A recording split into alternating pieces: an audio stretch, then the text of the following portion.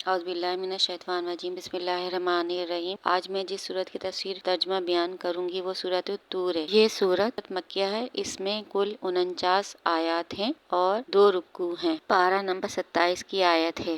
ترجمہ ہے: طور کی قسم اور اس نوشتے کی جو کھلے دفتر میں لکھا ہے، اور بیت المعمور اور بلند چھت اور سلگائے ہوئے سمندر کی، بے شک تیرے رب کا عذاب ضرور ہونا ہے، اسے کوئی ٹالنے والا نہیں۔ جس دن آسمان ہلنا ہلیں گے اور پہاڑ چلنا سا چلیں گے تو اس دن جھٹلانے والوں کی خرابی ہے اور مشغلے میں کھیل رہے ہیں۔ جس دن جہنم کی طرف دھکا دے کر دھکیلے جائیں گے، یہ وہ آگ ہے جسے تم جھٹلاتے تھے، تو کیا یہ جادو ہے یا تمہیں سوچتا نہیں؟ اس میں جاؤ، اب چاہے صبر کرو یا نہ کرو، سب تم پر ایک سا ہے، تمہیں اس کا بدلہ جو تم کرتے تھے۔ بے شک پرہیزگار باغوں اور جنت میں ہیں اپنے رب کی دین پر شاد شاد، اور انہیں ان کے رب نے آگ کے عذاب سے بچا لیا۔ کھاؤ اور پیو خوشگواری سے سلا اپنے اعمال کا، تختوں پر تکیے لگائے بیٹھو جو قطار لگا کر بچھے ہیں، اور ہم نے انہیں بیاہ دیا بڑی آنکھوں والی حوروں سے، اور جو ایمان لائے اور ان کی اولاد نے ایمان کے ساتھ ان کی پیروی کی، ہم نے ان کی اولاد ان سے ملا دی اور ان کے عمل میں انہیں کچھ کمی نہ دی۔ سب آدمی اپنے کیے میں گرفتار ہیں، اور ہم نے ان کی مدد فرمائی میوے اور گوشت سے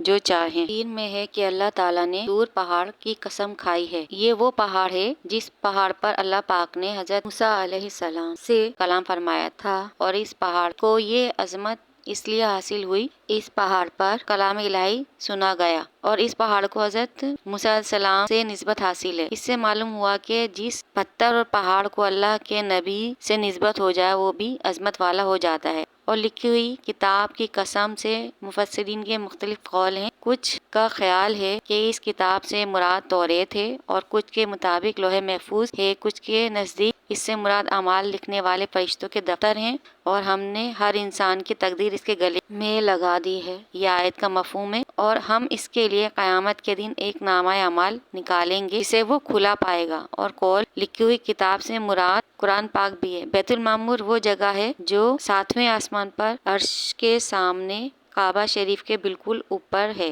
آسمانوں میں اس کی حرمت ایسی ہی ہے جیسے زمین پر کعبہ معظمہ کی حرمت ہے۔ یہ آسمان والوں کا قبلہ ہے، اور یہ ہر روز 70,000 فرشتے اس کے گرد طواف کرتے ہیں اور نماز کے لیے حاضر ہوتے ہیں۔ صرف ایک دفعہ ہی انہیں موقع ملتا ہے، اور پھر واپس یہاں آنے کا موقع نہیں ملتا۔ اور معراج کی رات سے بھی ثابت ہے کہ تاجدار رسالت صلی اللہ علیہ وسلم نے 7ویں آسمان پر بیت المعمور کو ملاحظہ فرمایا تھا، اور چھت سے مراد آسمان ہے جو زمین کے لیے چھت کی طرح ہے۔ اور حضرت عبداللہ بن عباس رضی اللہ تعالیٰ عنہ سے مروی ہے کہ اس سے مراد عرش ہے جو جنت کی چھت ہے۔ اور بھڑکائے ہوئے سمندر سے مراد قیامت کے دن تمام سمندروں کو اللہ تعالیٰ آگ سے بھر دے گا، اور وہ سارے سمندر جہنم سے جا ملیں گے، اور جہنم کی آگ میں زیادتی ہو جائے گی۔ اور اللہ تعالیٰ ان تمام چیزوں کی قسم کھا کر اپنی عظمت کا اظہار فرمایا ہے۔ اللہ ارشاد فرماتا ہے کہ حبیب صلی اللہ علیہ وسلم کفار کو قیامت کے دن کا جو وعدہ دیا گیا ہے وہ ضرور واقع ہونے والا ہے، اور اسے کوئی ٹالنے والا نہیں۔ حضرت حسن رضی اللہ تعالیٰ عنہ فرماتے ہیں کہ حضرت عمر رضی اللہ تعالیٰ عنہ جب یہ آیت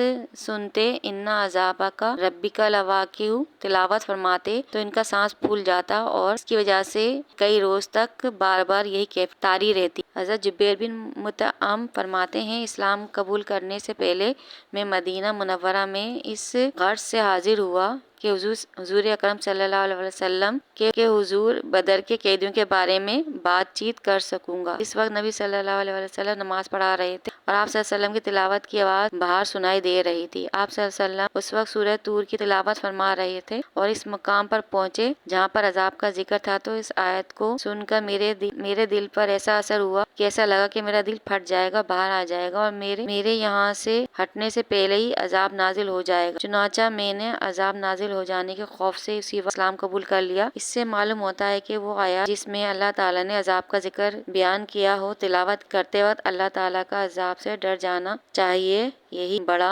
ایمان ہے۔ اور اس کا طریقہ بزرگان دین کا طریقہ ہے کہ اللہ تعالیٰ کے خوف سے وہ سہم جایا کرتے تھے، اور خود کو عذاب الہی سے ڈرائیں تاکہ آپ بھی گناہوں سے بچ سکیں۔ باقی آیت کی ترجمہ اور تفسیر آئندہ آنے والی ویڈیو میں بیان کروں گی۔ اپنی دعا میں یاد رکھیں۔ جب تک کے لیے اللہ نگہبان۔